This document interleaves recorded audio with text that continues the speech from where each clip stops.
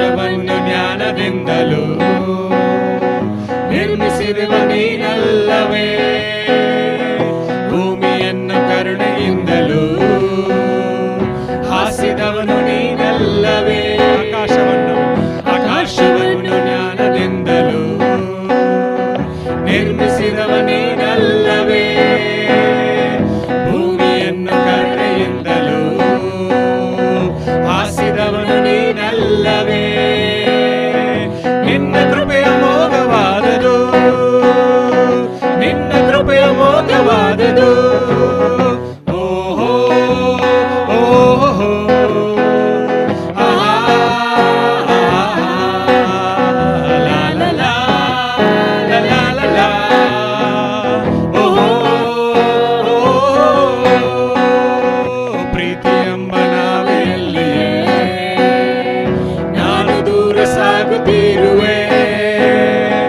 ಸೃಷ್ಟಿಯನ್ನು ನೋಡುವಾಗಲೂ ಅನುಭವಿಸಿ ತಿಳಿಯುವಾಗಲೂ ಪ್ರೀತಿ ಎಂಬ ನಾವೆಯಲ್ಲಿಯೇ ನಾನು ದೂರ ಸಾಗುತ್ತಿರುವೆ. ಸೃಷ್ಟಿಯನ್ನು ನೋಡುವಾಗಲೂ ಅನುಭವಿಸಿ ತಿಳಿಯುವಾಗಲೂ ನಿನ್ನ ಸ್ತುತಿಯನ್ನ ಮಾಡುವೆ, ನಿನ್ನ ಸ್ತುತಿಯನ್ನ ಮಾಡುವೆ.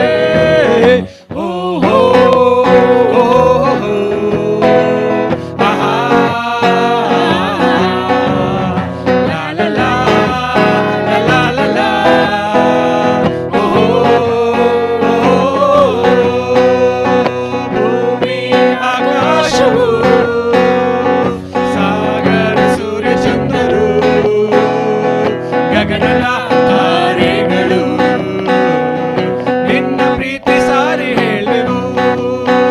ಓಹೋ ಓಹೋ ಆಹಾ ಲಾ ಲಾ ಲಾ ಲಾ ಲಾ ಲಾ ಓಹೋ ಓಹೋ.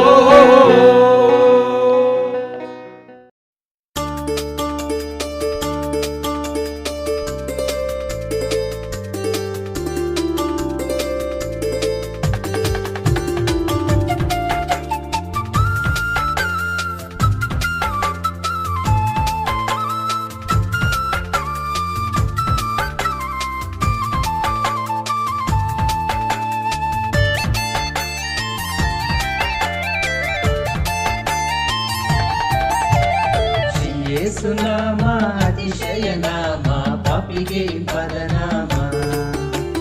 ಶ್ರೀ ಯೇಸು ನಾಮ ಅತಿಶಯ ನಾಮ, ಪಾಪಿಗೆ ಪದನಾಮ. ಶ್ರೀ ಯೇಸು ನಾಮ ಅತಿಶಯ ನಾಮ, ಪಾಪಿಗೆ ಪದನಾಮ. ಶ್ರೀ ಯೇಸು ನಾಮ ಅತಿಶಯ ನಾಮ, ಪಾಪಿಗೆ ಪದನಾಮ. ಎಲ್ಲ ನಾಮದಲ್ಲಿ ಮೇಲಾದ ನಾಮ ಯೇಸುವಿನ ದಿವ್ಯ ನಾಮ.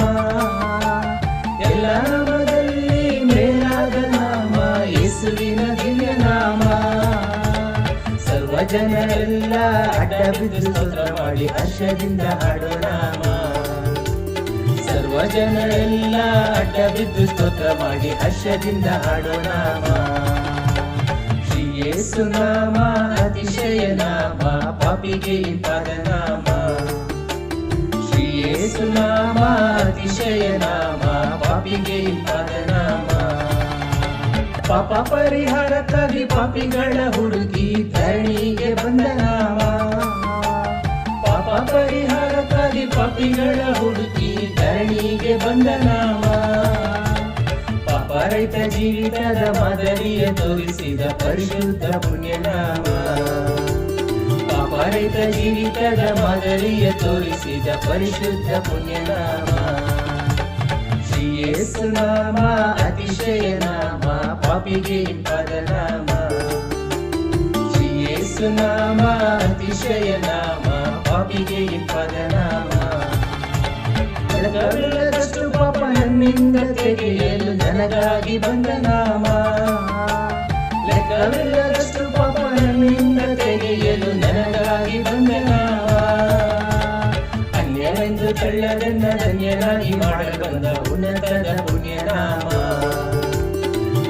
ನಾನೆಂದು ತಳ್ಳದನ್ನ ಧನ್ಯನಾಗಿ ಮಾಡಲು ಬಂದ ಉನ್ನತನ ಪುಣ್ಯನಾಮ ಶ್ರೀ ಯೇಸು ನಾಮ ಅತಿಶಯ ನಾಮ ಪಾಪಿಗೆ ಇಂಪಾದ ನಾಮ ಶ್ರೀ ಯೇಸು ನಾಮ ಅತಿಶಯ ನಾಮ ಪಾಪಿಗೆ ಇಂಪಾದ ನಾಮ ಭೂತಬಾಧಿತರಿಗೆ ನಾನಾ ರೋಗಿಗಳಿಗೆ ಸ್ವಸ್ಥ ಮಾಡುವಂತ ನಾಮ ಭೂತಬಾಧಿತರಿಗೆ ನಾನಾ ರೋಗಿಗಳಿಗೆ ಸ್ವಸ್ಥ ಮಾಡುವಂತ ನಾಮ ಕುರುಡರಿಗೂ ಕುಂಟರಿಗೂ ಕುಷ್ಠರೋಗಿಗಳಿಗೆಲ್ಲ ಬಿಡುಗಡೆ ಕೊಡುವ ನಾಮ ಕುರುಡರಿಗೂ ಕುಂಟರಿಗೂ ಕುಷ್ಠರೋಗಿಗಳಿಗೆಲ್ಲ ಬಿಡುಗಡೆ ಕೊಡುವ ನಾಮ ಶ್ರೀ ಯೇಸು ನಾಮ ಅತಿಶಯ ನಾಮ ಪಾಪಿಗೆ ಇಂಪಾದ ನಾಮ ಶ್ರೀ ಯೇಸು ನಾಮ ಅತಿಶಯ ನಾಮ ಪಾಪಿಗೆ ಇಂಪಾದ ನಾಮ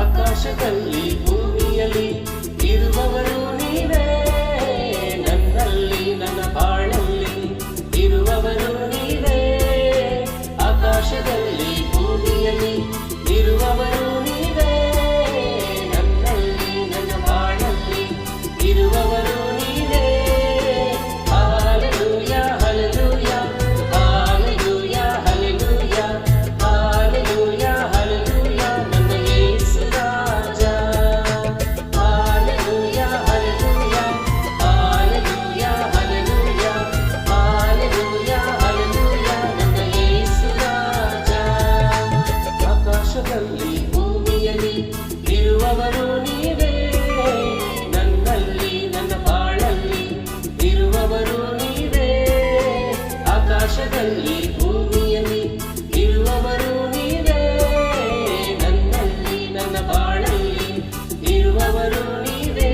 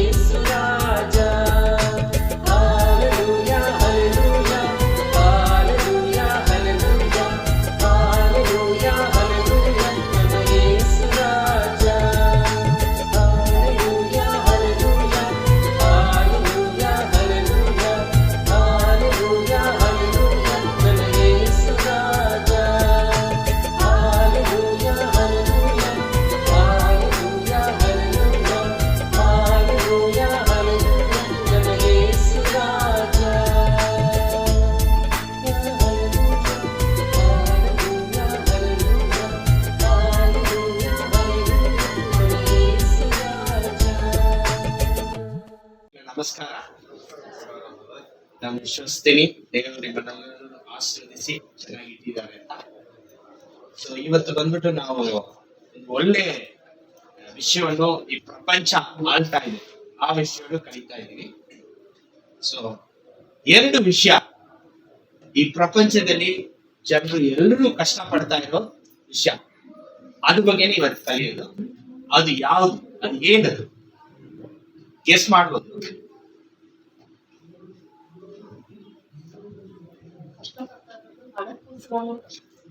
ಓಕೆ, ಹಣಕ್ಕೋಸ್ಕರ, ಆರೋಗ್ಯಕ್ಕೋಸ್ಕರ, ಕಷ್ಟಪಡೋದು, ಸಂಬಂಧ. ಚೆನ್ನಾಗಿ ಯೋಚನೆ ಮಾಡಿ. ತುಂಬಾ ಜನರು ಅವ್ರ ಜೀವನ ನಾಶವಾಗ್ತಾ ಇದೆ, ಪ್ರಪಂಚದಲ್ಲಿ ಕುಟುಂಬ ಒಡೆದೋಗ್ತಾ ಇದೆ. ಎಲ್ಲರೂ ಒಂದು ಒಳ್ಳೆ ಜೀವಿಸಕ್ಕೆ ಸಾಧ್ಯವಿಲ್ಲ ಇರೋದಕ್ಕೆ ಒಂದು ಕಾರಣವಾಗಿದೆ ಈ ಎರಡು ವಿಷಯ. ಯಾವ್ದದು ಎರಡು ವಿಷಯ? ಮೊಬೈಲ್, ಈಗೋ, ಆಮೇಲೆ ಪ್ರೀತಿ ಇಲ್ಲ. ಓಕೆ, ಪಾಪ, ದ್ವೇಷ. ಬೈಬಲ್ ಅಲ್ಲಿ ಏನಿದೆ?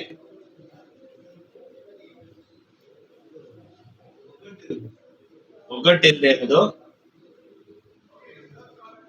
ಓಕೆ, ನಿಮ್ಮ ಫ್ಯಾಮಿಲಿನಲ್ಲಿ ನಿಮ್ಗೆ ತುಂಬಾ ಕಷ್ಟವಾಗಿರೋ ವಿಷಯ ಯಾವ್ದು? ಎರಡು ವಿಷಯ ತುಂಬಾ ಕಷ್ಟ ಕೊಡ್ತಾ ಇದೆ ನಮ್ಮ ಜೀವನದಲ್ಲಿ. ಅಟ್ಲೀಸ್ಟ್ ಒಂದು ವಿಷಯ ಇರುತ್ತೆ ಎರಡಲ್ಲಿ. ಅಂಡರ್ಸ್ಟ್ಯಾಂಡಿಂಗ್, ಕೋಪ,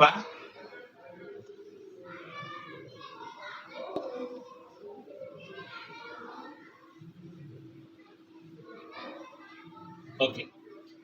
ಒಂದು ವಿಷಯ ಬಂದ್ಬಿಟ್ಟು ದುರಾಸೆ, ಅತಿ ಆಸೆ, ಹಣ. ಇದೇ ಪ್ರಪಂಚವನ್ನು ಆಳ್ತಾ ಇರೋದು. ದೇವರು ನಮ್ಗೆ ಬೈಬಲ್ ಅಲ್ಲಿ ದೇವರ ಇಲ್ಲ ಇನ್ನೊಂದೊಂದು ಒಪ್ಪಿಟ್ಟಿದ್ದಾರೆ. ಯಾವ್ದು? ಹಣ. ನೋಡಿ, ದೇವರು ಬೈಬಲ್ ಅಲ್ಲಿ ಒಪ್ಪಿಟ್ಟಾಗ ಒಂದ್ ಕಡೆ ದೇವರು ಇಟ್ಟಿದ್ದಾರೆ, ಇನ್ನೊಂದ್ ಕಡೆ ಏನಿಟ್ಟಿದ್ದಾರೆ? ಹಣ ಇಟ್ಟಿದ್ದಾರೆ. ಹಂಗಂದ್ರೆ ನಿಮ್ ಜೀವನದಲ್ಲಿ ನಿಮ್ಮನ್ನು ದೂರ ತಕೊಂಡು ಹೋಗೋದು, ದೇವರ ಕ್ರಂಗ ದೂರ ತಕೊಂಡು ಹೋಗೋದು ಖಂಡಿತ ಹಣನೇ. ಇದು ಒಂದು ವಿಷಯ. ಇನ್ನೊಂದು ವಿಷಯ ಬಂದ್ಬಿಟ್ಟು ವಿಭಚಾರ, ಪಾಪದ ಕಣ್ಣೋಟ, ಸೊ ಶರೀರದ ಪಾಪ. ಈ ಎರಡು ವಿಷಯ ಏನ್ ಮಾಡ್ತಾ ಇದೆ? ಪ್ರಪಂಚವನ್ನು, ಸಂತೋಷ ಎಲ್ಲವನ್ನು ತೆಗೆದು ಆಳ್ತಾ ಇದೆ. ಸಾತಾನ್ ಇದು ಎರಡು ವಿಷಯವನ್ನು ಉಪಯೋಗ ಮಾಡ್ತಾ ಇದೆ. ನಾವು ಇಬ್ರಿಯರ 13ನೇ ಅಧ್ಯಾಯ 4-6 ಓದೋಣ, ಆಮೇಲೆ ಕಡೆಯಲ್ಲಿ 7-8 ಓದೋಣ. ಇಬ್ರಿಯರ 13 4-6.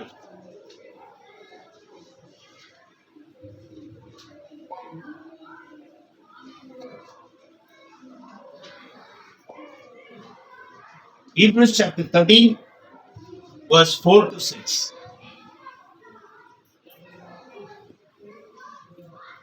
ವಿಭಚಾರ ಮತ್ತು ದುರಾಸೆ, ಅದೇ ಇದು ಮಾತಾಡುತ್ತೆ. ಓದೋಣ, ಯಾರಾದ್ರೂ ಹೋಗ್ತೀರಾ ಕನ್ನಡದಲ್ಲಿ?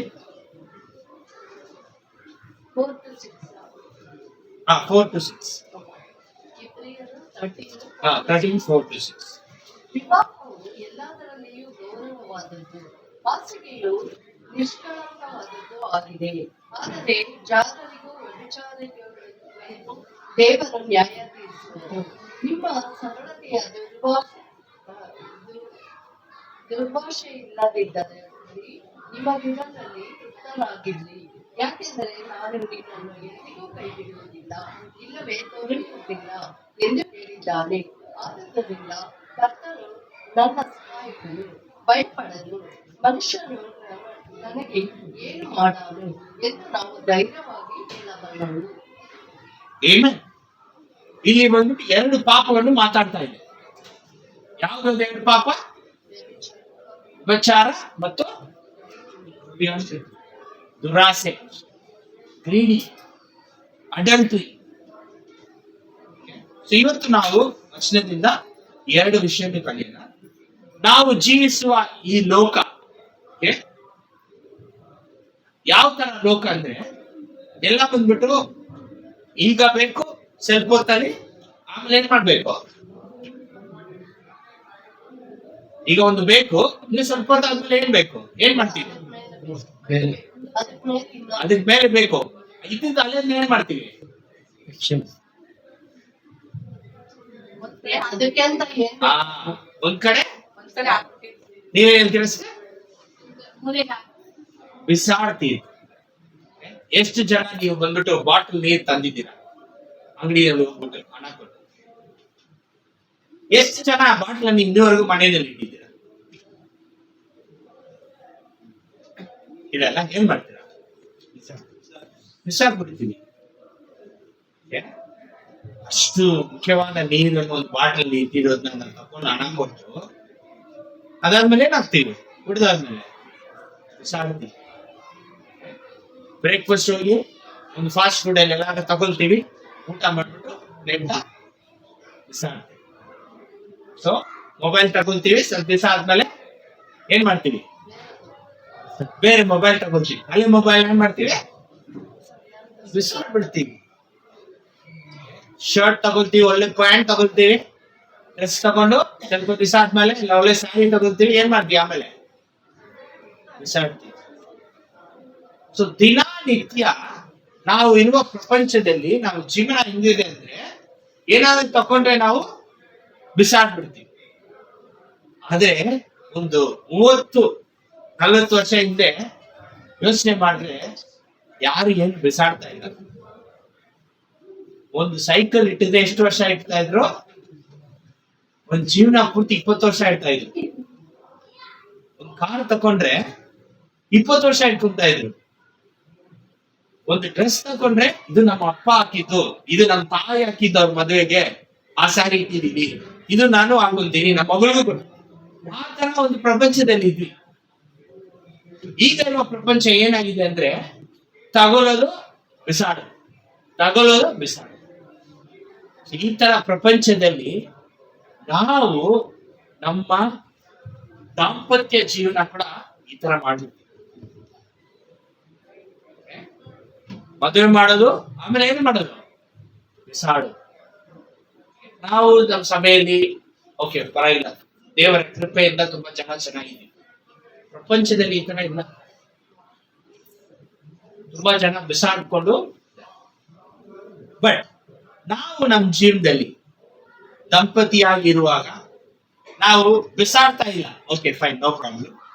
ಬಟ್ ಆದ್ರೆ ನಮ್ಮ ನಡವಳಿಕೆಯಲ್ಲಿ ತುಂಬಾ ವಿಷಯ ಬಿಸಾಡ್ತೀವಿ. ಬೇಡ.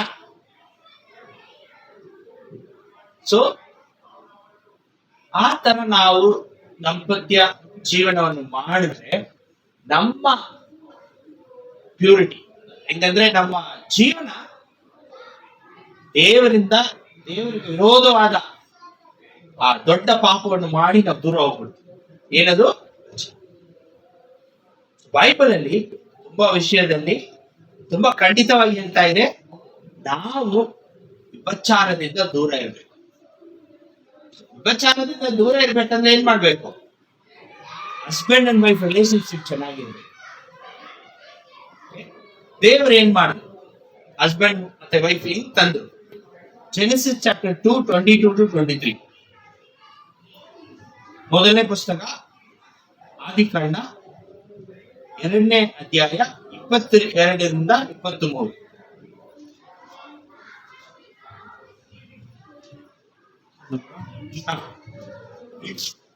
ನಾನು ಮನುಷ್ಯನಿಂದ ತೆಗೆದಿದ್ದ ಎಲುಬನ್ನು ಸ್ತ್ರೀಯಾಗ ಮಾಡಿ ಆಕೆಯನ್ನು ಅವನ ಬಳಿಗೆ ಕರೆತಂದನು. ಅವನು ಆಕೆಯನ್ನು ನೋಡಿ, ಈಗ ಸರಿ, ಈಕೆಯು ನನ್ನ ಎಲುಬುಗಳಿಂದ ಬಂದ ಎಲುಬುಗಳನ್ನ, ಮಾಂಸದಿಂದ ಬಂದ ಮಾಂಸವೂ ಆಗಿದ್ದಾಳೆ. ಈಕೆಯು ನರನಿಂದ ಉತ್ಪತ್ತಿಯಾದ ಕಾರಣ ನಾಯಿ ಎನಿಸಿಕೊಳ್ಳುವವಳು ಅಂದನು. ಆಮೇನ್. ಸೊ ದೇವರು ಏನ್ ಮಾಡಿದ್ರು? ಫಸ್ಟ್ ಒಂದು ಮನುಷ್ಯನನ್ನ ಉತ್ಪತ್ತಿ ಮಾಡಿದ್ರು.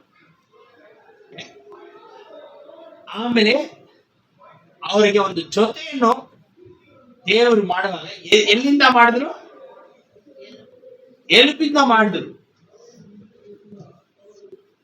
ಯಾಕೆ ದೇವ್ರು ಎಲುಬಿಂದ ಮಾಡಿರ್ಬೇಕು? ಅದೇ ತರ ಒಂದು ಹುಡುಗಿನ ಕೂಡ ಮಾಡಿರನಲ್ಲ.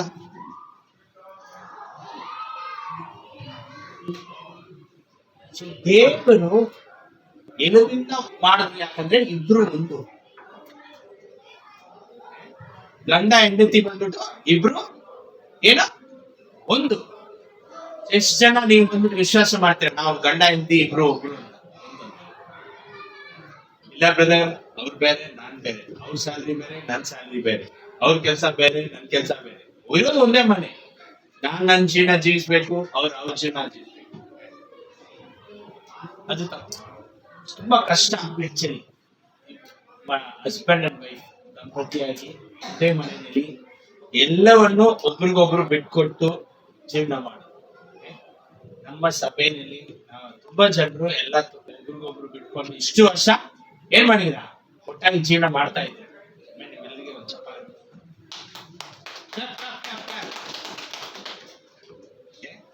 ಸೊ ಇದು ಕಡೆ ತನಕ ಇರ್ಬೇಕು.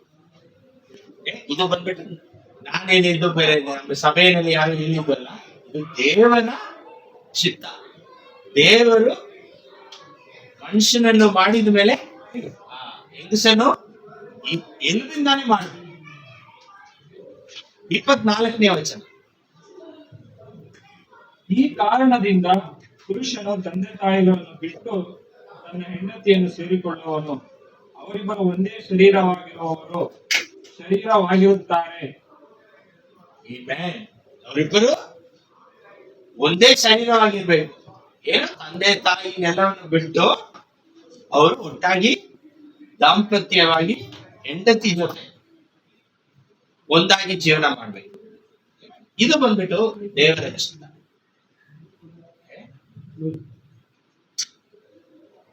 ನಮ್ಮ ಕಲಾಚಾರ ತುಂಬಾ ಒಳ್ಳೆ ಕಲಾಚಾರ. ಹೆಂಡತಿ ಮತ್ತು ಗಂಡ ಇಬ್ರು ಒಟ್ಟಾಗಿ ಇರ್ತಾರೆ. ಬೇರೆ ದೇಶದಲ್ಲಿ ಕಲಾಚಾರ ಈ ತರ ಇಲ್ಲ. ಬಟ್ ನಾವೆಲ್ಲರೂ ಏನ್ ಮಾಡ್ತೀವಿ, ಫಾಸ್ಟ್ ಫುಡ್ ಮತ್ತೆ ಎಲ್ಲ ಬೇರೆ ದೇಶದಲ್ಲಿ ತುಂಬಾ ವಿಷಯ ನೋಡ್ಕೊಂಡು ನಾವು ಅದೇ ತರ ಜೀವನ ಮಾಡಕ್ಕೆ ಪ್ರಾರಂಭ ಮಾಡ್ಬೋದು, ಇಲ್ಲ ಮಾಡ್ತಾ ಇರ್ಬೋದು. ದಯವಿಟ್ಟು ಆ ತರ ಮಾಡ್ಬಾರ್ದು. ಕಡೆ ತನಕ ಇಲ್ಲ ಬ್ರದರ್, ನಮ್ಮ ತಂದೆ ತುಂಬಾ ಸಿಕ್ಕಾಗಿದ್ದಾರೆ, ನಮ್ಮ ತಾಯಿ ಪರವಾಗಿಲ್ಲ, ಸಿಕ್ಕಾಗಿದ್ರೆ ಹೆಲ್ಪ್ ಮಾಡಿ, ಅದರಲ್ಲಿ ತಪ್ಪಿಲ್ಲ. ಇಲ್ಲ ಅವ್ರನ್ನ ಕಳ್ಕೊಂಡ್ ಬಂದು ನಿಮ್ಮ ಮನೆಯಲ್ಲಿ ಇಟ್ಕೊಳ್ಳಿ. ಬಟ್ ನಾವು ನಮ್ಮ ಗಂಡರ ಜೊತೆ ಇರಲ್ಲ, ನಾವು ನಮ್ಮ ತಂದೆ ಜೊತೆ ತಾಯಿ ಜೊತೆನೆ ಇರ್ತೀವಿ, ನಾವು ನಮ್ಮ ತಾಯಿ ಜೊತೆನೆ ಇರ್ತೀವಿ, ನಾವು ನಮ್ಮ ಹೆಂಡತಿ ಜೊತೆ ಇರಲ್ಲ. ಯಾಕಂದ್ರೆ ವಯಸ್ಸಾಗಿದೆ, ಇಟ್ಕೊಂಡು ನೋಡ್ಕೊಳ್ಬಹುದು. ಬಟ್ ಬೈಬಲ್ ಪ್ರಕಾರ ನೀವು ಜೊತೆಯಾಗಿ ಇರ್ಬೇಕಾಗಿರೋದು, ಒಟ್ಟಾಗಿ ಇರ್ಬೇಕಾಗಿರೋದು, ನೀವೊಬ್ಬರು ಒಂದಾಗಿ ಒಂದೇ ಮನೆಯಲ್ಲಿ ಇರ್ಬೇಕು.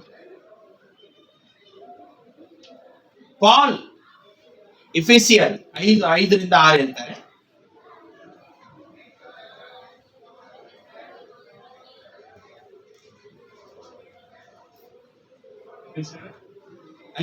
ಐದನೇ ಅಧ್ಯಾಯ 5-6 ವಚನ. ಇವುಗಳನ್ನು ಬಿಟ್ಟು ದೇವರಿಗೆ ಉಪಕಾರ ಸ್ತುತಿ ಮಾಡುವುದು ಉತ್ತಮ. ಜಾರರು, ದುರಾಚಾರಿಗಳು, ವಿಗ್ರಹಾರಾಧಕರಂತಿರುವ ಲೋಭಿಗಳು ಇವರಲ್ಲಿ ಒಬ್ಬರಾಗಿದ್ದರು ಕ್ರಿಸ್ತನ ಮತ್ತು ದೇವರ ರಾಜ್ಯದಲ್ಲಿ ಬಾಧ್ಯತೆ ಇಲ್ಲವೆಂದು ನೀವು ಚೆನ್ನಾಗಿ ಬರಲಿಲ್ಲವೋ? ಸಾಕಾಗಿದೆ, ಇದು ಮಾತ್ರ 5 ಮಾತ್ರ ಸಾಕು. ದೇವರ ರಾಜ್ಯದಲ್ಲಿ ಬಾಧ್ಯತೆ ಇಲ್ಲ. ಯಾರಿಗೆ? ವ್ಯಭಿಚಾರ ಮಾಡೋರು.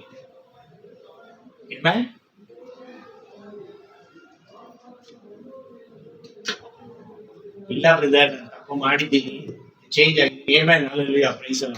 ಇಲ್ಲ ಸಿಸ್ಟರ್, ನಾವು ಚೇಂಜ್ ಮಾಡಿದ್ದೀವಿ, ಪ್ರೈಸ್ ಅಲ್ಲ. ಬಟ್ ಬೈಬಲ್ ತುಂಬಾ ಕ್ಲಿಯರ್ ಆಗಿದೆ, ದೇವರ ರಾಜ್ಯದಲ್ಲಿ ಬಾಧ್ಯತೆ ಇಲ್ಲ. ಹಂಗಂದ್ರೆ ಏನು?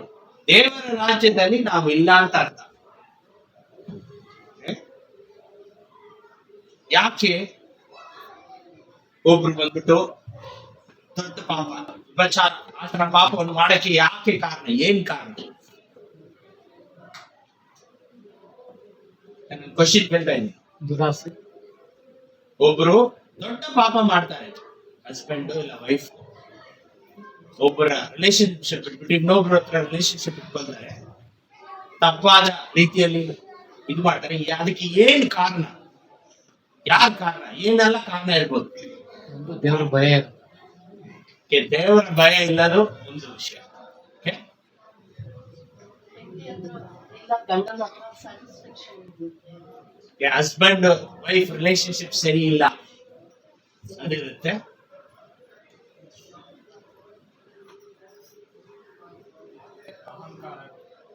ಅಹಂಕಾರ, ನಂಬಿಕೆ ಇರಲ್ಲ. ತುಂಬಾ ಜನ ಸ್ವಲ್ಪ ವಿಷಯದಲ್ಲಿ ಕಷ್ಟ ಪಡ್ತಾ ಇದ್ದಾರೆ, ಅದಕ್ಕೆ ಅವ್ರ ಜೀವನ ಆ ತರ ಹೋಗುತ್ತೆ. ದಿನಾಲು ಕಷ್ಟ ಪಡ್ತಾ ಇದ್ದಾರೆ. ಏನದು? ಯಾವುದು?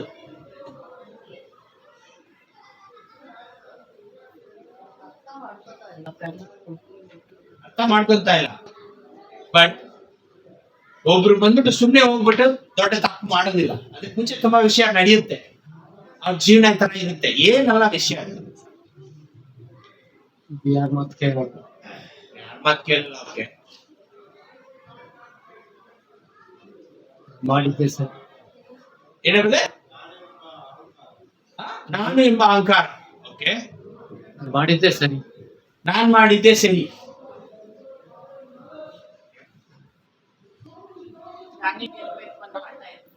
ನಾನೇ ಗೆಲ್ಬೇಕು ಅನ್ನೋದು ಆಟ ಇರುತ್ತೆ. ಓಕೆ, ಶೋಕಿಗೂ ಮಾಡ್ಬೇಕು. ಯಾರು ಕರೆಕ್ಟಾಗಿ ಆನ್ಸರೇ ಕೊಡ್ತಾ ಇಲ್ಲ.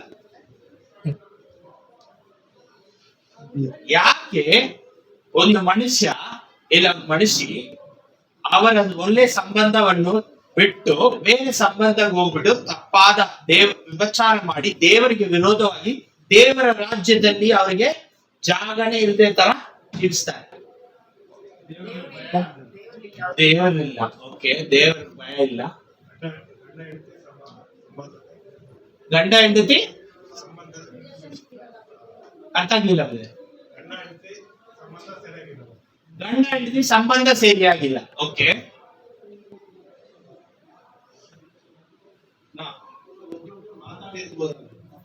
ಒಬ್ರಿಗೊಬ್ರು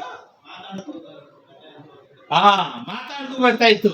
ಏನಮ್ಮ ಈ ತರ ಮಾಡ್ಬಿಟ್ಟೆ, ಏನ್ರಿ ನೀವ್ ಈ ತರ ಮಾಡ್ಬಿಟ್ರಿ, ನಮ್ಗೆ ಮನ್ಸ್ ಕಷ್ಟ ಆಯ್ತು, ನಮ್ಗೆ ಇದ್ ಬೇಕಾಗಿತ್ತು ನೀವು ಕೊಟ್ಟಿಲ್ಲ, ಈ ಸಮಯದಲ್ಲಿ ಬರ್ಬೇಕಾಗಿತ್ತು ಬಂದಿಲ್ಲ, ಹಾಸ್ಪಿಟಲ್ಗೆ ಕರ್ಕೊಂಡೋಗಿಲ್ಲ. Okay fine. ಬೇರೆ ವಿಷಯ ಗಂಡ ಹೆಂಡತಿ ಮಾತಾಡ್ಬೋದು, ಆದ್ರೆ ದೇವ್ರ ವಿಷಯ ಮಾತಾಡದೆ ಇರೋದಕ್ಕೆ ಅದು ಪ್ರಾಬ್ಲಮ್ಗಳು ಬರ್ಬೋದು. ದೇವ್ರ ವಿಷಯ ಮಾಡದೇ ಇರೋದಕ್ಕೆ ಬರ್ಬೋದು. ಓಕೆ, ಪ್ರೀತಿ ಯಾಕಿರಲ್ಲ? ಯಾರು ಆನ್ಸರ್ ಬಂದಿಲ್ಲ ಇನ್ನು. ಬೈಬಲ್ ಸರಿಯಾಗಿ ಓದದೆ ಇರೋದು. ಓಕೆ, ಬೈಬಲ್ ಸರಿಯಾಗಿ ಓದದೇ ಇರೋದು.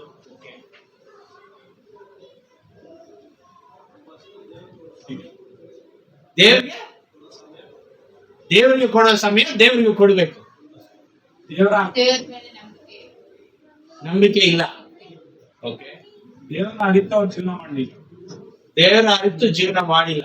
ಓಕೆ, ಅವ್ರು ಅನ್ಕೊಂಡಿದ್ದಾರೆ ನಮ್ಗೆ ಇದೇ ಲೈಫ್, ಬೇರೆ ಹೆಂಡತಿ ಆಗ್ಲಿ ಗಂಡ ಆಗ್ಲಿ ಇದೇ ಲೈಫ್, ನಮ್ಗೆ ದೇವರು ಇಲ್ಲ ಪರಲೋಕ ಇಲ್ಲ ಅಂತ ಮೂಢ ನಂಬಿಕೆ ಕೂಡ ಇರ್ಬೋದು. ಮೂಢ ನಂಬಿಕೆ ಇರ್ಬೋದು. ದೇವರ ಭಯ ಇಲ್ಲ.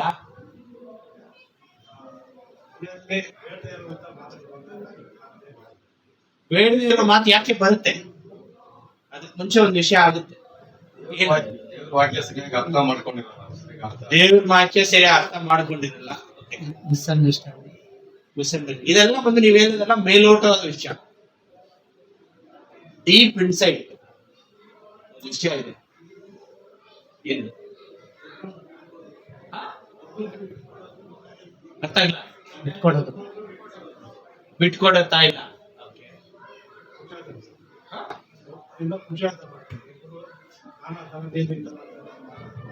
ಹೆಮ್ಮೆಯಿಂದ ಇರೋದು.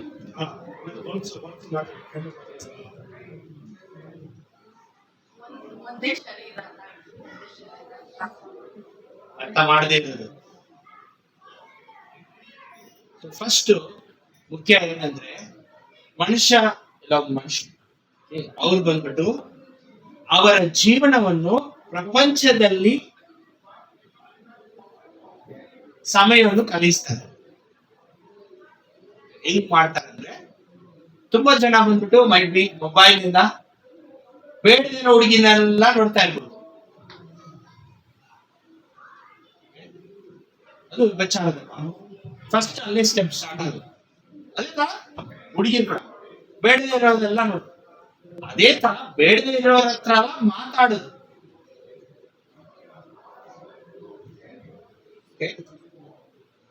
ಹಸ್ಬೆಂಡ್ ವೈಫ್ ಹೆಂಗ್ ಮಾತಾಡ್ಬೇಕಂತ ಏನು ರೂಲ್ಸ್ ಇಲ್ಲ. ಬಟ್ ರೂಲ್ಸ್ ಇಲ್ಲ ಅಂದ್ರೆ ಅಂಕಾರದಿಂದಲ್ಲ ಮಾತಾಡ್ದಲ್ಲ, ಎಷ್ಟು ಕ್ಲೋಸ್ ಆಗ್ಬೇಕಾದ್ರೆ ಮಾತಾಡ್ಬೇಕು. ಬಟ್ ಬೇರೆ ಒಬ್ರದ್ದು ಗಂಡ ಒಂದು ಬೇರೆ ಒಂದು ಹುಡುಗಿ ಹತ್ರ, ಇಲ್ಲ ಒಂದು ಹುಡುಗಿ ಬಂದ್ಬಿಟ್ಟು ಬೇರೆ ಒಬ್ರು ಗಂಡ ಹತ್ರ, ಎಲ್ಲದಕ್ಕೂ ಲಿಮಿಟ್ ಇರ್ಬೇಕು. ಏನ್ ಮಾತಾಡ್ಬೇಕು, ಎಷ್ಟು ಮಾತಾಡ್ಬೇಕು, ಹೆಂಗ್ ಮಾಡ್ಬೇಕು, ಎಷ್ಟು ಡಿಸ್ಟೆನ್ಸ್ ಇರ್ಬೇಕು, ಐ ಸೈಟ್ ಎಷ್ಟು ಇರ್ಬೇಕು, ಏನ್ ನೋಡ್ಬೇಕು, ಏನ್ ನೋಡ್ಬಾರ್ದು, ಎಲ್ಲಾನು ಲಿಮಿಟ್ ಅಲ್ಲಿ ಇರ್ಬೇಕು. ತುಂಬಾ ಜನ ಏನ್ ಮಾಡ್ತಾರೆ, ಒಂದ್ ದಿವಸ ಎಲ್ಲ ಒಂದು ಮೊಬೈಲ್ ಅಲ್ಲಿ ಇರ್ತಾರೆ, ಬೇಡದೇ ಇರೋ ವಿಡಿಯೋ ನೋಡ್ತಾರೆ. ಸೊ ಬೇಡದೇ ಇರೋದು ಜನರ ಹತ್ರ ಮಿಂಟ್ ಮಾಡಿ ಮಾತಾಡ್ತಾರೆ ಕೂಡ ಮೊಬೈಲ್ ಅಲ್ಲೇ, ವಿಡಿಯೋ ಕಾಲ್ ಅಲ್ಲಿ. ಸೊ ಈ ತರ ಎಲ್ಲ ಮಾಡುವಾಗ ಏನಾಗುತ್ತೆ, ನಮ್ಮ ಹೃದಯ ಪ್ರಪಂಚದಲ್ಲಿ ಹೋಗುತ್ತೆ. ಸುಮ್ಮನೆ ಹೋಗೋದಿಲ್ಲ ಒಂದು ಮನುಷ್ಯ ಪಾಪ ಮಾಡಕ್ಕೆ. ಇದಕ್ಕೆ ನೀವೆಲ್ಲರೂ ಏನಿದ್ದಾರ, ಗಂಡ ಹೆಂಡತಿ ಏನ್ ಮಾಡ್ತಾರೆ ಅಂತ ನೋಡ್ಬೇಕು, ಹೆಂಡತಿ ಗಂಡ ಏನ್ ಮಾಡ್ತಾ ಇದ್ದಾರೆ ಅಂತ ನೋಡ್ಬೇಕು. ಏನೋ ಮೊಬೈಲ್ ನೋಡ್ತಾ ಇದ್ದಾರೆ, ಏನೋ ಟಿವಿನಲ್ಲಿ ನೋಡ್ತಾ ಇದ್ದಾರೆ, ಏನೋ ಲ್ಯಾಪ್ಟಾಪ್ ಅಲ್ಲಿ ನೋಡ್ತಾ ಇದ್ದಾರೆ, ಅವ್ರು ಏನೋ ಮಾಡ್ತಾ ಇದ್ದಾರೆ, ಎಲ್ಲೋ ಹೋಗ್ತಾರೆ, ಎಲ್ಲೋ ಬರ್ತಾರೆ, ಇಲ್ಲಿ ಹೋಗ್ತಾರೆ, ಇಲ್ಲಿ ಬರ್ತಾರೆ, ಏನ್ ಮಾಡ್ತಾರೆ, ಎಲ್ಲ ಭೇಟಿ ಮಾಡ್ತಾರೆ, ಏನ್ ಮಾತಾಡ್ತಾರೆ. ಇದೆಲ್ಲ ನಮ್ಮ ಕರ್ತವ್ಯ. ನಾವು ಯಾಕಂದ್ರೆ ಇಬ್ರು ಒಂದು, ಇಬ್ರಲ್ಲ. ಎಲ್ಲಿ ಹೋದ್ರಿ, ಎಲ್ಲಮ್ಮ ಹೋದೆ, ಏನಮ್ಮ ಆಯ್ತು, ಏನಪ್ಪ ಆಯ್ತು, ಯಾಕ್ರಿ ಇಷ್ಟು ಲೇಟು, ಯಾಕಮ್ಮ ಇಷ್ಟು ಲೇಟು,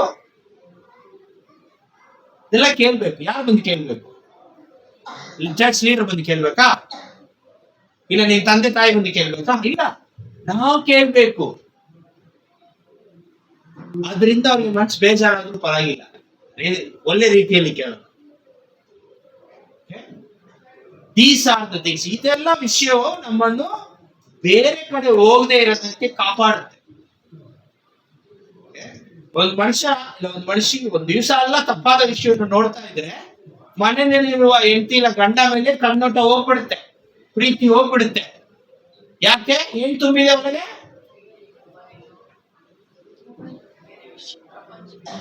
ಪ್ರಾಪಂಚಿಕ ವಿಷಯಗಳು, ಬೇಡದ ವಿಷಯಗಳು. ಏನದು ಬೇಡದ ವಿಷಯ? ಪಾಪದ ವಿಷಯ. ಪಾಪದ ವಿಷಯ. ಏನ್ ಪಾಪ ವಿಷಯ?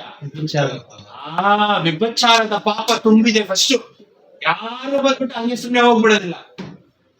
ಫಸ್ಟ್ ಸ್ಟೆಪ್ ವಿಭಚಾರದ ಪಾಪ ತುಂಬಿದೆ. ಈ ವಿಷಯವನ್ನು ನೀವೆಲ್ಲರೂ ನಿಮ್ಮ ಮಕ್ಕಳಿಗೆಲ್ಲ ನೋಡ್ಬೇಕು. ಏನ್ ನೋಡ್ತಾ ಇದಾರೆ, ಏನ್ ಮಾಡ್ತಾ ಇದಾರೆ, ಎಲ್ಲಿ ಹೋಗ್ತಾ ಇದಾರೆ, ಯಾರನ್ನ ಭೇಟಿ ಮಾಡ್ತಾ ಇದಾರೆ, ಯಾರನ್ನ ಭೇಟಿ ಮಾಡಿ ಬಂದ್ರು. ನಮ್ಮ ಮಕ್ಕಳನ್ನ ನಾವೇ ಕಾಪಾಡ್ಕೊಳ್ಬೇಕು. ನಮ್ಮ ಹೆಂಡತಿ, ನಮ್ಮ ಹಸ್ಬೆಂಡ್ ಅನ್ನು ನಾವು ಕಾಪಾಡ್ಕೊಳ್ಬೇಕು, ನಮ್ಮ ಮಕ್ಕಳನ್ನ ಕಾಪಾಡ್ಬೇಕು. But coming to the point, it's very important. Okay, ನಾವು ಸಭೆಗೆ ಹೋದ್ರಿ, ಬಂದ್ರಿ, ಊಟ ಮಾಡಿದ್ರಿ, ನಿದ್ದೆ ಮಾಡಿ, no, it's not that.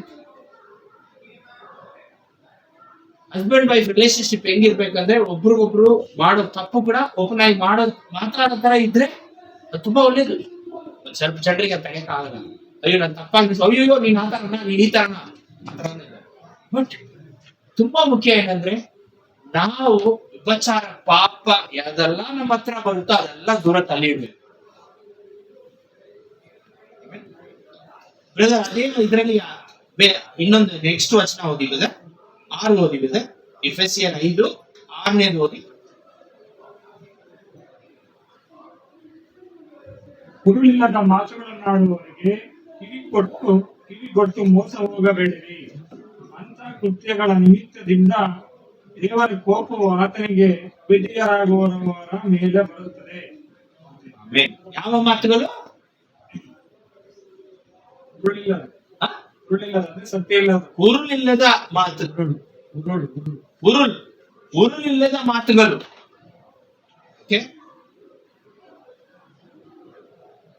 Empty words English ಅಲ್ಲಿ. ಯೂಸ್ ಇಲ್ಲ ಅಂತ ಹೇಳಕ್ಕಾಗಲ್ಲ, ಉಪಯೋಗ ಇಲ್ಲ. ಎಂಪ್ಟಿ ವರ್ಡ್ಸ್, ಇರುಳಿಲ್ಲದ ಮಾತುಗಳು. ಎಕ್ಸಾಂಪಲ್ ಬೇರೆ ನಮ್ಮ ಅವ್ರ ಹಸ್ಬೆಂಡ್ ಹತ್ರ ಮಾತಾಡ್ತಾರೆ ಏನಾಯ್ತು ಅದು ಬೇರೆ ಚೆನ್ನಾಗಿದ್ದೀರಾ, ನೀವ್ ಚೆನ್ನಾಗಿದ್ದೀರಾ, ಊಟ ಆಯ್ತಾ, ಕೆಲ್ಸಕ್ಕೆ ಹೋದ್ರ, ಬೇರೊಬ್ರ ಒಂದು ಗರ್ಲ್ ಬಂದ್ಬಿಟ್ಟು ಬೇರೊಬ್ರ ಹತ್ರ ಮಾತಾಡೋದು, ಒಂದು ಬಾಯ್ ಬಂದು ಬೇರೊಬ್ರ ಹತ್ರ ಮಾತಾಡೋದು, ತುಂಬಾ ಇರುಳದ ಮಾತಿರುತ್ತೆ, ಎಂಟಿ ವರ್ಡ್ಸ್, ತುಂಬಾ ಸ್ವೀಟ್ ಆಗಿರುತ್ತೆ, ತುಂಬಾ ಚೆನ್ನಾಗಿ ಮಾತಾಡ್ತಾರೆ.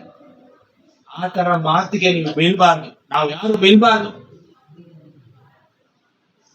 ಪರವಾಗಿಲ್ಲ, ಏನಪ್ಪಾ ಕೆಲಸ ಆಗ್ಲಿಲ್ವಾ ಅಂತ ಯಾರಾದ್ರೂ ಒಬ್ರು ಕೇಳಿದ್ರಿಲ್ಲ, ನಿಮ್ಮ ಹೆಂಡತಿ ಕೇಳಿದ್ರು, ಎಲ್ಲಿ ಬಂದೆ, ಪರವಾಗಿಲ್ಲ, ಮನ್ಸು ನೋಡ್ರೇನೋ, ಆದ್ರೆ ಅದು ನಿಜವಾದ ಮಾತು, ಅದು ಇರಲಾದ ಮಾತು, ಮತ್ತೆ ಎಂಟಿ ವರ್ಡ್ ಅಲ್ಲ, ಅದ್ರಲ್ಲಿ ವೇಟ್ ಇದೆ. ಅಯ್ಯೋ ಏನಪ್ಪಾ ನಮ್ಗೆ ನಮ್ಮ ಹೆಂಡತಿ ಈ ತರ ಮಾತಾಡಿ ನೋಡಿ ಎಷ್ಟು ಚೆನ್ನಾಗಿ ಮಾತಾಡ್ತಾರೆ, ಅಯ್ಯೋ ನಮ್ ಗಂಡರು ನೋಡಿ ಯಾವತ್ ನೋಡಕ್ ಇಷ್ಟಾನೇ ಇರ್ತಾರೆ, ನೋಡಿ ಎಷ್ಟು, ಡೋಂಟ್ ಫಾಲ್ ಫಾರ್ ಇಟ್. ಆ ತರ ಬಿದ್ರೆ ದೇವರಿಗೆ ವಿರೋಧವಾದ ಕಾರ್ಯವನ್ನು ಮಾಡಿ ದೇವರಿಂದ ದೂರ ಆಗೋದು. ಆಸ್ ಅ ಬಿಲೀವರ್ಸ್ ದೇವರಿಗೆ ಇಂಗ್ಲಿಷ್ ಅಲ್ಲಿ ಇರುತ್ತೆ, these things the wrath of God comes upon you, the sons of disobedience. ದೇವರ ಕೋಪ ಆಕಿನಿ ನಮ್ಮ ಮೇಲೆ ಬಂದ್ಬಿಡ್ತಾರೆ. ಆತರ ನಾವು ದೇವರು ನಮ್ಮ ದಾಂಪತ್ಯ ಜೀವನವನ್ನು ಜಡ್ಜ್ ಮಾಡ್ತಾರೆ. ಹಸ್ಬೆಂಡ್ ಮತ್ತೆ ವೈಫ್ ಇಬ್ಬರನ್ನ ಜಡ್ಜ್ ಮಾಡ್ತಾರೆ. ಏನಪ್ಪಾ ನೀನ್ ಒಳ್ಳೆ ಗಂಡಾಗಿದ್ಯಾ, ನೀನ್ ಒಳ್ಳೆ ಹೆಂಡತಿಯಾಗಿದ್ಯಾ ಅಂತ ಒಂದ್ ದಿವಸ ಜಡ್ಜ್ಮೆಂಟ್ ಇರುತ್ತೆ. ನಾನಾಯ್ತು, ನನ್ ಜೀವನ ಆಯ್ತು, ನನ್ ನೋವಾಯ್ತು, ನನ್ ಕಷ್ಟ ಆಯ್ತು, ನಮ್ಮ ಮಕ್ಳಾಯ್ತು, ನಮ್ಮ ಮನೆ ಆಯ್ತು, ನಮ್ದೇ ಒಂದು ಟಿವಿ ಸೀರಿಯಲ್ ಏನಾಯ್ತು, ಅದೇ ತರ ಜೀವನ ಮಾಡಬಾರ್ದು. ಹೆಂಡತಿಯ ಕರ್ತವ್ಯ ಗಂಡನನ್ನು ಫುಲ್ ಅಂಡ್ ಫುಲ್ ನೋಡ್ಕೊಳ್ಬೇಕು, ಗಂಡನ ಕರ್ತವ್ಯ ಹೆಂಡತಿಯನ್ನು. ನಾವು ಜೀವಿಸುವ ಜೀವನ ಈ ಪ್ರಪಂಚ, ನೀವು ಟಿವಿ ನೋಡ್ಲಿ, ಯಾವುದೇ ಒಂದು ವಿಷಯ ನೋಡ್ಲಿ, ಎಲ್ಲದಲ್ಲಿ ಬಂದ್ಬಿಟ್ಟು ಆತರ ಯಾರು ತೋರ್ಸೋದಿಲ್ಲ. ಯಾಕಂದ್ರೆ ಅದು ದೇವರ ಪ್ರಕಾರ ಇರೋದಿಲ್ಲ, ಎಲ್ಲ ಪ್ರಪಂಚ ಪ್ರಕಾರನೇ ಜೀವನ ಮಾಡ್ತಾರೆ, ಅದನ್ನೇ ತೋರಿಸ್ತಾರೆ. ಬಟ್ ನಾವು ಏನ್ ಜೀವನ ಮಾಡ್ಬೇಕಂದ್ರೆ ಒಬ್ರಿಗೊಬ್ರು ನೋಡ್ಕೊಳ್ಬೇಕು. ಪ್ರಾವರ್ಬ್ಸ್ 6:27-28. ಪ್ರಾವರ್ಬ್ಸ್ ಕನ್ನಡದಲ್ಲಿ ಜ್ಞಾನೋಕ್ತಿಗಳು 6ನೇ ಅಧ್ಯಾಯ 27-28. ತುಂಬಾ ಅದ್ಭುತವಾದ ವಚನ. ಜ್ಞಾನೋಕ್ತಿಗಳು 6ನೇ ಅಧ್ಯಾಯ 27-28 ಓದಿ ಬಗ್ಗೆ. ಮಡಿಲಲ್ಲಿ ಬೆಂಕಿ ಇಟ್ಟುಕೊಂಡರೆ ಬಟ್ಟೆ ಸುಡುವುದಿಲ್ಲವೋ, ದಗಿಸುವ ಕೆಂಡದ ಮೇಲೆ ನಡೆದರೆ ಕಾಲು ಬೇಯುವುದಿಲ್ಲವೋ. ಮಡಿಲಲ್ಲಿ ಬೆಂಕಿಯನ್ನು ಇಟ್ಕೊಂಡ್ರೆ ಸುಡುವುದಿಲ್ಲವೋ. ಯಾರಾದ್ರೆ ಇಟ್ಟಿದ್ರ ಬೆಂಕಿ ಮಡಿಲಲ್ಲಿ? ಕ್ಯಾಂಡಲ್ ಅನ್ನ ಹಾಕ್ಬಿಟ್ಟು ಯಾರಾದ್ರೂ ಹಿಂಗೆ ಇಟ್ಕೊಂತೀರಾ ಅವ್ರಿಗೇನೆ? ಇಲ್ಲ ಸ್ಟವ್ ಹೊತ್ಬಿಟ್ಟು ನಾವು ಇಟ್ಕೊಂತೀವ? ದೂರ ಇರ್ತೀವಿ. ಯಾಕೆ? ಗ್ಯಾರಂಟಿ ಸುಡುತ್ತೆ, ನಾವು ಸುಟ್ಟೋಗ್ಬಿಡ್ತೀವಿ. ಬಟ್ ಪ್ರಪಂಚದ ಈ ಪಾಪ, ವಿಭಚಾರದ ಪಾಪ ಹೆಂಗಿದೆ ಅಂದ್ರೆ ನಾವೇನ್ ಮಾಡ್ತೀವಿ, ಬೆಂಕಿಯನ್ನು ಇಟ್ಕೊಂಡು ಯಾರಿಗ್ ಗೊತ್ತಿಲ್ಲ, ಏನೂ ಆಗಲ್ಲ, ನಾನು ತುಂಬಾ ಬುದ್ಧಿಶಾಲಿ, ನನ್ಗೆ ಯಾರು ಕಂಡಿದೆಯಲ್ಲ ನಾವೇನ್ ಮಡಿಲಲ್ಲಿ ಇಟ್ಕೊಂಡಿದ್ದೀವಿ. ವಚನ ಆ ಕಾಲದಲ್ಲಿ ಬರ್ಬಿಟ್ಟಿದೆ. ಖಂಡಿತ ಸುಟ್ಟೋಗ್ತೀರ. ಅದು ಸೆಕೆಂಡ್ ಲೈನ್ ಓದಿ ಬಿಡಿದೆ 28. ದಗಿಸುವ ಕೆಂಡದ ಮೇಲೆ ನಡೆದರೆ ಕಾಲು ಬೇಯುವುದಿಲ್ಲವೋ. ದಗಿಸುವ ಖಂಡದ ಮೇಲೆ ನಡೆದರೆ ಕಾಲು ಬೇಯುವುದಿಲ್ವಾ? ನಾನು ನಡ್ಕೊಂಡಂತ ಈಗ ಸಂತೋಷವಾಗಿದೆ. ಓಕೆ, ಹಾಟ್ ಕೋಲ್, ಏನು ಕೆಂಡ, ಬೆಂಕಿ ಕೆಂಡ, ಹಾಟ್ ಕೋಲ್ ಅಂತ. ಪಾಪ ತುಂಬಾ ಡೇಂಜರಸ್. ಬಚ್ಚಾರದ ಪಾಪ ನಮ್ಮ ಜೀವನವನ್ನು ಆವಾಗ ಆ ನಿಮಿಷಕ್ಕೆ ತುಂಬಾ ಸಂತೋಷವಾಗಿ, ತುಂಬಾ ದೊಡ್ಡದಾಗಿ, ತುಂಬಾ ಅದ್ಭುತವಾಗಿ ಇರ್ಬೋದು. ನಮ್ಮ ಜೀವನವನ್ನು ಏನ್ ಮಾಡುತ್ತೆ, ಕಸಕ್ಕೆ ತಳ್ಕೊಂಡು ಇನ್ನೊಂದು ವರ್ಷ 6:29 ಅದೇ ಓದಿಬಿಟ್ಟಿದೆ ಅದ್ರಲ್ಲೇ 29. ನೆರೆಯವನ ಹೆಂಡತಿಯ ಹತ್ತಿರ ಹೋಗುವವನಿಗೆ ಹೀಗೆ ಆಗುವುದು. ಯಾವನು ಅವಳನ್ನು ಮುಟ್ಟುವವನು ಅವನು ದಂಡನೆಯನ್ನು ಹೊಂದದೇ ಇರನು. ಅವನನ್ನು ಕೊಟ್ಟುಕೊಂಡು ದಂಡನೆ ಹೊರದೇ ಇರೋದಿಲ್ಲ, ದಂಡನೆ ಸಿಗುತ್ತೆ. ನಾವೆಲ್ಲ ಅಕ್ಕಪಕ್ಕದವರು ಮುಟ್ಕೊಂಡೇ ಮಾತಾಡ್ತೀವಿ, ಕೈ ಹಿಡ್ಕೊಂಡೇ ಮಾತಾಡ್ತೀವಿ. No, sorry, you cannot touch anybody's wife. ನೀವು ಬೇರೆಯೊಬ್ಬರ ಅವರ ಪತ್ನಿಯನ್ನು ಇಲ್ಲ ಬೇರೆಯೊಬ್ಬರ ಗಂಡನನ್ನು ಯಾರನ್ನು ಮುಟ್ಟಿ ಮಾತಾಡಬಾರದು. It's a rule from the bible. Very very important. Always maintain distance and talk. ನಾವು ಇಲ್ಲ ಬ್ರದರ್, ಅದರಲ್ಲಿ ಏನಿದೆ ಬ್ರದರ್, ಅದರಲ್ಲಿ ಏನ್ ಬ್ರದರ್ ತಪ್ಪು? ಕೈ ಹಾಕೊಂಡು ಮಾತಾಡೋದು ಅದು ಬ್ಯಾಂಗ್ಳೂರಲ್ಲಿ ಒಂದು ಫ್ಯಾಷನ್ ಆಗಿರ್ಬೋದು. ಇಲ್ಲ ಎಲ್ಲ ಬ್ಯಾಂಗ್ಳೂರಲ್ಲಿ ಇರೋರೆಲ್ಲ ಬಂದ್ಬಿಟ್ಟು ಕರ್ನಾಟಕ ಬ್ಯಾಂಗ್ಳೂರಲ್ಲ ಎಲ್ಲ ಬೇರೆಯಿಂದ ತಕೊಂಡು ಇಲ್ಲಿ ಬಂದು ಅದನ್ನ ಯೂಸ್ ಮಾಡ್ತಾ ಇದ್ದಾರೆ. ನಾವು ಆ ಪ್ರಪಂಚದಲ್ಲಿ ಜೀವನ ಮಾಡ್ತಾ ಇದ್ದೀವಿ. ನಾವು ದೇವರ ಮಕ್ಕಳು, ದೇವರ ರಾಜ್ಯದಲ್ಲಿ ಇದ್ದೀವಿ. Never ever touch anybody else with wrong motive. ಬೇರೆಯೊಬ್ಬರನ್ನು ಯಾರನ್ನು ನಾವು ಮುಟ್ಟಿ ಮಾತಾಡೋದು ಅದು ದೇವರಿಗೆ ವಿರೋಧವಾದ ಕಾರ್ಯ.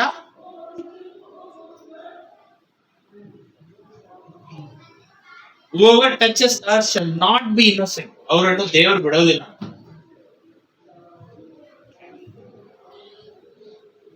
So violating God's sexual standard. ದೇವರು ನಮ್ಮ ದಾಂಪತ್ಯ ಜೀವನದಲ್ಲಿ ನಾವು ಹೆಂಗ್ ಜೀವನ ಮಾಡ್ಬೇಕನ್ನೋದು ಅದು ದೇವರು ನಮಗೆ ಒಂದು ಸ್ಟ್ಯಾಂಡರ್ಡ್ ಇದ್ದಾರೆ, ಒಂದು ರೀತಿ ಇಟ್ಟಿದ್ದಾರೆ. ಆ ರೀತಿಯಲ್ಲೇ ನಾವು ದಾಂಪತ್ಯ ಜೀವನ ಇರಬೇಕು. Galatians chapter 6, 7-8. ಗಲಾತಿಯರು 6ನೇ ಅಧ್ಯಾಯ ವಚನ 7-8.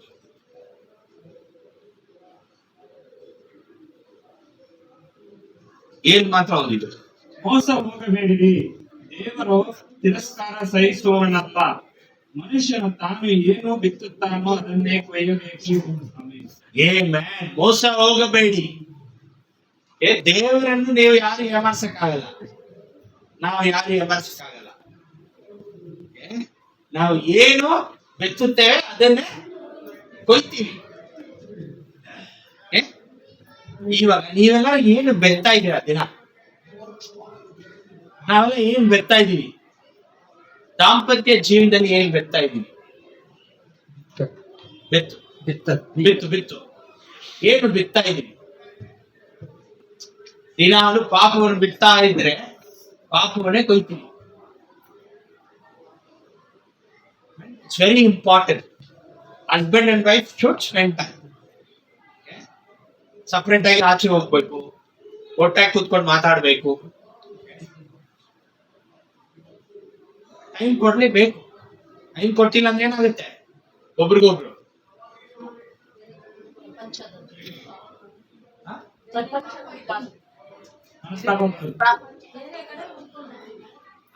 ಸಿಸ್ಟರ್ ಕರೆಕ್ಟ್ ಆಗಿ ನಾವು ಒಬ್ರಿಗೊಬ್ರು ಟೈಮ್ ಕೊಟ್ಟಿಲ್ಲ ಅಂದ್ರೆ ಏನಾಗುತ್ತೆ?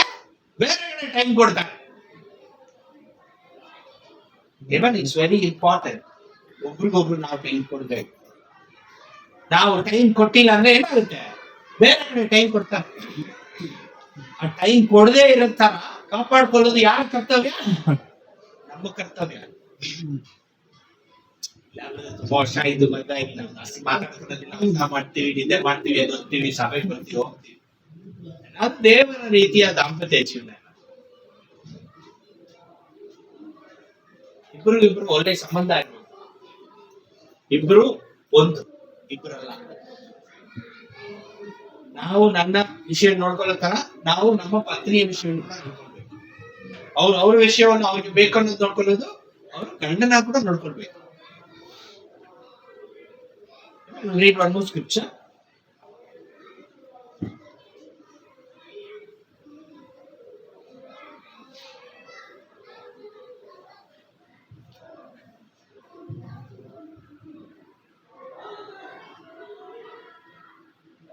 First Timothy chapter 6 verse 6.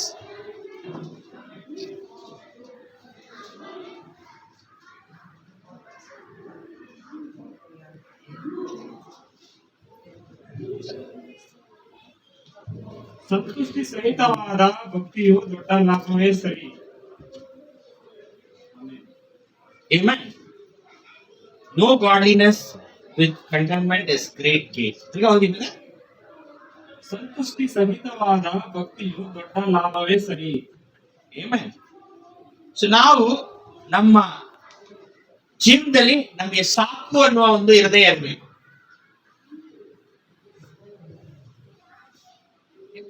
First ವ್ಯಭಿಚಾರ ಬಗ್ಗೆ ನೋಡಿದ್ವಿ. ದುರಾಸೆ.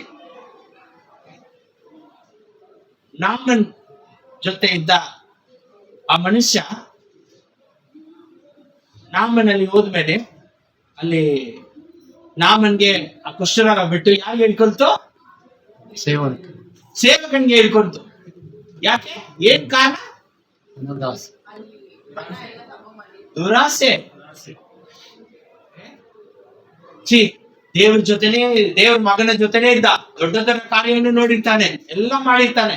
ಆದ್ರೆ ಎಲ್ಲಿಂದ ಬೇರೆ ದೇಶದಿಂದ ಇರುವ ಒಂದು ದೊಡ್ಡ ರೋಗ ದೇವ್ರ ಮನೆಯಲ್ಲಿ ಇದ್ದ ಸೇವಕನಿಗೆ ಬಂದಿಟ್ಕೊಳ್ತು. ಯಾಕೆ? ದುರಾಸೆ. ಬ್ರದರ್ಸ್ ಅಂಡ್ ಸಿಸ್ಟರ್ಸ್, ಕಷ್ಟಪಟ್ಟು ನಾವು ಕೆಲಸ ಮಾಡೋದು ತಪ್ಪಲ್ಲ, ಹಣ ದುಡಿಯೋದು ತಪ್ಪಲ್ಲ. ದೇವರು, ಹೆಂಡತಿ, ಮಕ್ಕಳು ಇದಕ್ಕಿಂತ ಮುಖ್ಯ ನನಗೆ ಹಣ ಅಂತ ಹೋದ್ರೆ ಅವಾಗ ದುರಾಸೆ. ಬೇಗೆಲ್ಲ ಬರಕ್ಕೆ ಟೈಮ್ ಇಲ್ಲ, ಅವಾಗ ನಾವು ದುರಾಸೆ ಆಗುತ್ತೆ. ದೇವರಿಗೆ ನಾವು ಟೈಮ್ ಕೊಟ್ಟಿಲ್ಲ ಅಂದ್ರೆ ಬೇರೆ ಒಂದು ಕೆಲಸದ ವಿಷಯ ಹೋದಾಗ ಅವಾಗ ದುರಾಸೆ ಆಗುತ್ತೆ. ದುರಾಸೆ ಆದಾಗ ನಮ್ಮ ಜೀವನ ಖಂಡಿತ ದೊಡ್ಡ ದೊಡ್ಡ ಕಷ್ಟದಲ್ಲಿ ಬೀಳುತ್ತೆ. ದೇವರು ನಮ್ಗೆ ಏನ್ ಮಾಡ್ತಾರೆ? ಎಲ್ಲಿಂದಾನು ಏನೋ ಒಂದು ನಮ್ಗೆ ಒಂದು ಬಿದ್ಬಿಡುತ್ತೆ. ಹೆನ್ರಿ ಫೋರ್ಡ್ ಅಂತ ಒಂದು ಮನುಷ್ಯ ಇದ್ರು. ಅವರು ತುಂಬಾ ಕೋಟಿ ಗಟ್ಟಲೆ ಹಣ ಮಾಡಿದ್ರು. ಹಣ ಮಾಡ್ಬಿಟ್ಟು ಕಡೆಯಲ್ಲಿ ಅವ್ರು ಏನ್ ಹೇಳ್ತಾರೆ ಅಂದ್ರೆ, ನಾನು ಒಂದು ಮೆಕ್ಯಾನಿಕ್ ಆಗಿದ್ದೆ ಸ್ಟಾರ್ಟಿಂಗ್, ಆದ್ರೆ ನನ್ನ ಜೀವನ ಚೆನ್ನಾಗಿದೆ, ಕೋಟಿ ಗಟ್ಟಲೆ ಹಣ ಇದೆ. ಯಾರು ದೊಡ್ಡ ಬಡವರು ಗೊತ್ತಾ? ಈ ಪ್ರಪಂಚದಲ್ಲಿ ಯಾರು ದೊಡ್ಡ ಬಡವರು? ಸಮಾಧಾನ ಸಂತೋಷ ಇರೋಲ್ಲ, ಸಮಾಧಾನ ಸಂತೋಷ ಇಲ್ಲ ಇಲ್ಲದೆ ಇರೋ ಮನುಷ್ಯ. ಯಾರು ದೊಡ್ಡ ಬಡವ? ದೇವ್ರ ರಾಜ್ಯ ಗೊತ್ತಿಲ್ಲದೆ ಇರೋರು ಬಡವ. ಹಣ ಇದೆ, ಕೋಟಿ ಗಟ್ಟಲೆ ಇದೆ, ಬಟ್ ಹಣ ಮಾತ್ರನೇ ಇದೆ, ಬೇರೆ ಏನಿಲ್ಲ. ಆವಾಗ ಅವನು ಬಡವನ ಇಲ್ವಾ? ಬಡವ. ನೀವು ಹಣ ಎಷ್ಟು ಜನ ಪ್ಲಾನ್ ಮಾಡಿದ್ರ ಹೋಗುವಾಗ ತಗೊಂಡು ಹೋಗ್ತೀನಿ ಅಂತ? ಯಾರು ಇಲ್ವಾ ಪ್ಲಾನ್? ಹೋಗುವಾಗ ಎಷ್ಟು ರೂಪಾಯಿ ತಗೊಳ್ಬೋದು? 1 ರೂಪಾಯಿ ತಗೊಂಡು ಹೋಗ್ಬೋದಾ? ಅಲ್ಲಿ ಇರ್ತಾರಲ್ಲ, ಅದನ್ನ ಕಡೆಯಲ್ಲಿ ಎತ್ಬಿಡ್ತಾರಂತೆ ಮನುಷ್ಯ. ಮಣ್ಣೊಳಗೆ ಹೋಗ್ತಾ ಇಲ್ಲ, ಅದು ವೇಸ್ಟ್ ಆಗುತ್ತೆ ಅಂತ ತೆಗೆದು ಪಾಕೆಟ್ ಎಲ್ಲ ಹಾಕ್ತಾರೆ. 1 ರೂಪಾಯಿನ ತಗೊಂಡು ಹೋಗ. ದುರಾಸೆ. ಎಷ್ಟು ದುರಾಸೆ ಇದೆ ನಮ್ಗೆ. ದೇವರನ್ನು ಬಿಟ್ಟು, ನಮ್ಮ ದಾಂಪತ್ಯ ಜೀವನವನ್ನು ಬಿಟ್ಟು, ಮಕ್ಕಳನ್ನು ಬಿಟ್ಟು, ದೇವರ ರಾಜ್ಯವನ್ನು ಬಿಟ್ಟು ಅದಿಂದೆ ಓಡಬೇಕು. ಕಡೆಯಲ್ಲಿ ಬರೀ ಹಣ ಮಾತ್ರ ಇರುತ್ತೆ. ಎಕ್ಲಿಸಿಯಾಸ್ಟಿಸ್ 5:10 ಎಂದು ಪ್ರಸಂಗಿ 5ನೇ ಅಧ್ಯಾಯ 10ನೇ ವಚನ.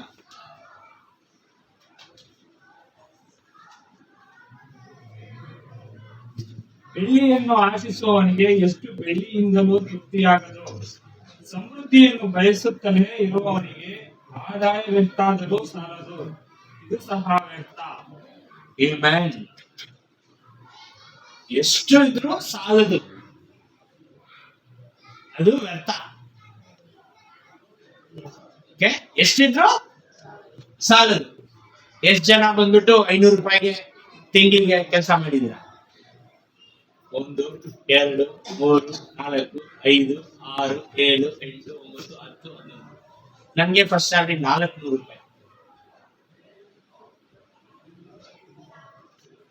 ಈಗ 40,000 ಮೇಲೆ ಇದೆ. ಈಗ ನನಗೆ ಓಕೆ ಹಣ ಸಾಕಪ್ಪ, 400 ರೂಪಾಯಿ ಇರಲಿ, 40,000 ಇರಲಿ. ಮನಸ್ಸಿಗೆ ಎಷ್ಟು ಹಣ ಬಂದು ಸಾಕು. ಇದು ಹಣದ ಬಗ್ಗೆ ತಿಳ್ಕೊಳ್ಬೇಕು. ಬಿಹಾರ್ ಇಂದ ಬಂದಿದ್ದಾರೆ ಒಬ್ರು, ಕೆಲಸ ಮಾಡ್ತಾರೆ ನಮ್ಮ ಆಫೀಸಲ್ಲಿ. ಬರೀ 10,000 ರೂಪಾಯಿ ಸಂಬಳ. ಜೀವನದಲ್ಲಿ ಮನೆ, ಅವ್ರ ಗಂಡ, ಹೆಂಡತಿ, 2 ಮಕ್ಕಳು. 2 ಮಕ್ಕಳು ಬಂದು ಕ್ರೈಸ್ಟ್ ದಿ ಕಿಂಗ್ ಸ್ಕೂಲ್ ಅಲ್ಲಿ ಓದ್ತಾರೆ ಜೀವನದಲ್ಲಿ. 1,000 ರೂಪಾಯಿ ತಿಂಗಳಿಗೆ ಆ ಸ್ಕೂಲ್. 10,000 ಜೀವನ ಮಾಡ್ತಾರೆ. ಮನೆ ಬಾಡಿಗೆ ಹೋಗಿ ಏನ್ ಬೇಕೋ ತಗೊಂಡು ಸಂತೋಷ ಇರ್ತಾರೆ. ಅದಕ್ಕಿಂತ ನಾವು ಕಡಿಮೆ ಹಣ ದುಡಿಬೇಕು ಅಂತ ಹೇಳ್ತಾ ಇಲ್ಲ. ನಾವು ಕಷ್ಟಪಡದೆ ಸಮಯದಲ್ಲಿ ದುಡಿಬೇಕು, ದೇವರಿಗೆ ಕೊಡ್ಬೇಕು, ದೇವರ ಮಕ್ಕಳಿಗೆ ಕೊಡ್ಬೇಕು, ದೇವರ ರಾಜ್ಯಕ್ಕೆ ಕೊಡ್ಬೇಕು. ಅದು ನಾವು ಮಾತಾಡ್ತಾ ಇಲ್ಲ. ಅತಿ ಆಸೆ ಇದ್ದು ನಾವು ದೇವರಿಂದ ಎಷ್ಟು ದೂರ ಹೋಗ್ಬಹುದು ಅನ್ನೋದು ವಚನ ಇದೆ. 1 ತಿಮೋಥಿ 6ನೇ ಅಧ್ಯಾಯ 7ರಿಂದ 11.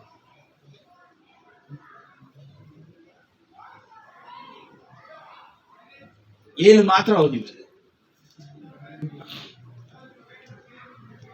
1 ತಿಮೋಥಿ 6ನೇ ಅಧ್ಯಾಯ 7. ನಾವು ಲೋಕದೊಳಕ್ಕೆ ಏನು ತೆಗೆದುಕೊಂಡು ಬರಲಿಲ್ಲವಷ್ಟೇ, ಅದರೊಳಗಿಂದ ಏನು ತಕ್ಕೊಂಡು ಹೋಗಲಾರೆವು. ಆಮೆನ್.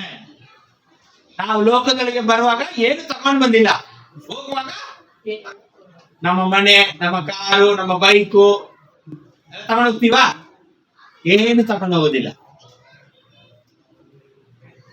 ನಿಮ್ಮದಿ ಇದಾಗ್ಬೋದಲ್ಲ, ಏನು ತಗೊಂಡು ಹೋಗಿಲ್ಲ, ತಂದಿಲ್ಲ, ಹೋಗುವಾಗ ಏನು ತಗೊಂಡು ಹೋಗೋದಿಲ್ಲ. ಯಾವ್ದಪ್ಪ ಇಷ್ಟು ವರ್ಷ ಕಾಲ ಎಷ್ಟು ಕಷ್ಟ ಪಡ್ಕೊಂಡು ಮನುಷ್ಯ ನೆಮ್ಮದಿ ಇಲ್ಲದೆ ಜೀವನ ಮಾಡ್ಬಿಟ್ಟೆ. ಇದು ತಿಳ್ಕೊಂಡ್ರೆ ನಾವು ನೆಮ್ಮದಿಯಿಂದ ಇರ್ಬೋದು, ಸಂತೋಷದಿಂದ ಇರ್ಬೋದು, ನಗ್ನಗ್ತಾ ಇರ್ಬೋದು. ಬೇರೆಯೊಬ್ರು ಹೇಳ್ಬೋದು, ಓ ನನ್ ಮನೆ ಕಟ್ಟಿದ್ದೀನಿ, ನನ್ನ ಹತ್ರ ಅದಿದೆ ಇದಿದೆ. ನಾವು ಮನುಷ್ಯನಲ್ಲಿ ಯೋಚನೆ ಮಾಡಿ ನೈಬೋದು, ಏನು ತಗೊಂಡೋಗಲ್ಲ.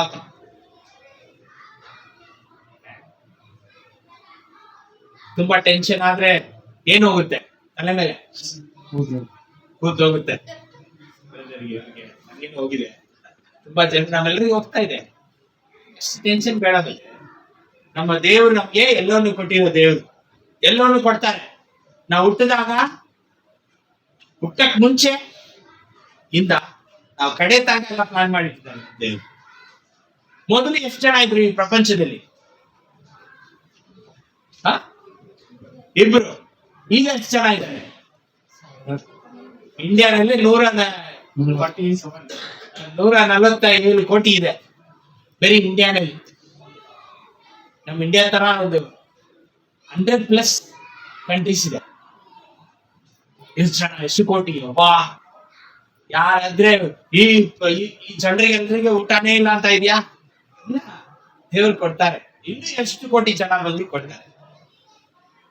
ಮತ್ತ್ಯಾಕೆ ಅಷ್ಟು ಟೆನ್ಷನ್, ಅಷ್ಟು ಕಷ್ಟ, ಅಷ್ಟು ತಲೆನೋವು, ಅಷ್ಟು ಪ್ರೆಷರ್? ಅಯ್ಯೋ ಬಾ, ಇಲ್ಲ ಸಿಗೋದಿಲ್ಲ, ಇಲ್ಲ ಅಂದ್ರೆ ಆಗೋದಿಲ್ಲ.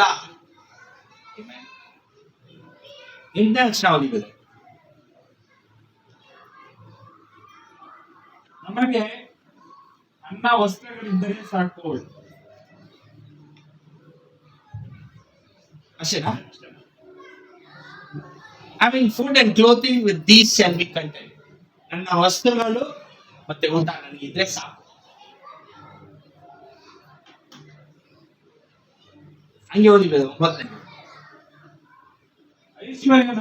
ಐಶ್ವರ್ಯವಂತನಾಗಬೇಕೆಂದು ಮನಸ್ಸು ಮಾಡುವವರು ಎಂಬ ಉರುಳಿನಲ್ಲಿ ಸಿಕ್ಕಿಕೊಂಡು ಬುದ್ಧಿ ವಿರುದ್ಧವಾಗಿಯೂ ಹಾನಿಕರವಾಗಿಯೂ ಇರುವ ಅನೇಕ ಆಸೆಗಳಲ್ಲಿ ಬೀಳುತ್ತಾರೆ.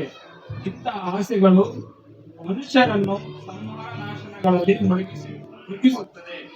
ಅಂತ ಕೂಡ ಹಣದಾಸೆಯು ಸಕಲ ವಿಧವಾದ ಕಷ್ಟತನಕ್ಕೆ ಮೂಲವಾಗಿದೆ.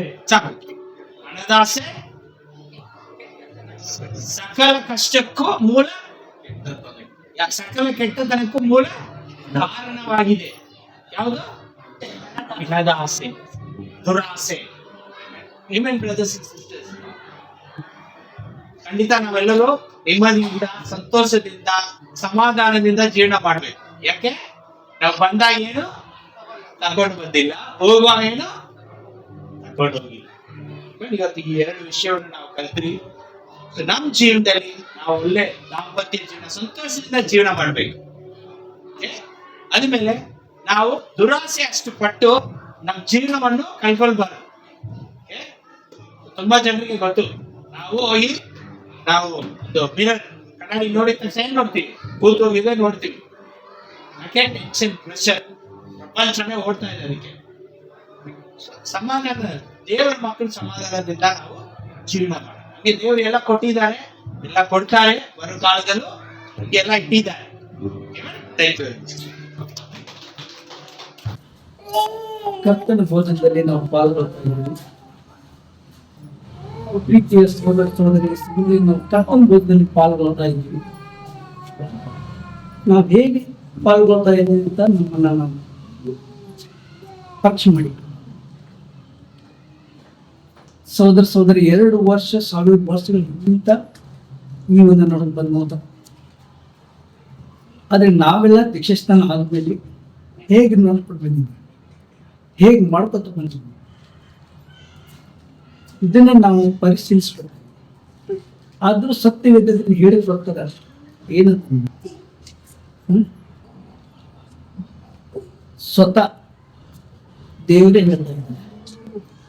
ನೋಡೋಣ ಅದು ಏನಂತ ಹೇಳ್ಬೋದು. ಪಟ್ಟಿಗಳು ಸಹೋದರ ಸಹೋದರಿ, ಕೊರಿಂಥದವರಿಗೆ ಬರೆದ ಪತ್ರಿಕೆ 11ನೇ ಅಧ್ಯಾಯ 23ನೇ ವಚನ.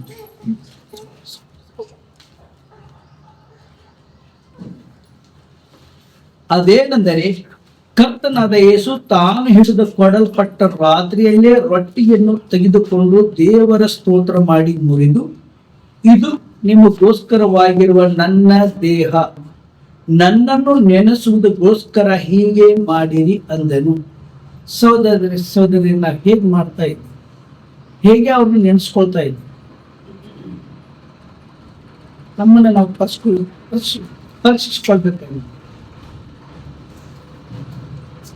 ಯಾವ ತರ ನಾವು ನೆನೆಸ್ಕೊಳ್ತಾ ಇದ್ವಿ.